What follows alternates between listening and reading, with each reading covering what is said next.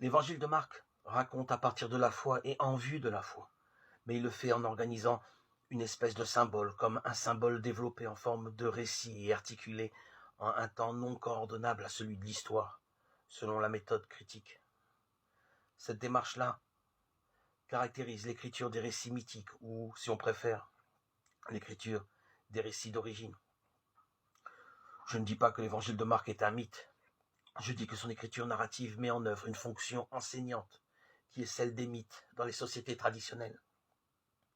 Depuis les controverses développées à l'égard du monde païen au IIe siècle de notre ère, nous avons la détestable habitude de penser que parler de mythes à propos des évangiles équivaut automatiquement à ranger Jésus parmi les personnages fabuleux des mythologies. Ce réflexe a encore été renforcé par l'avènement des sciences historiques et la fameuse règle de Léopold Ranke.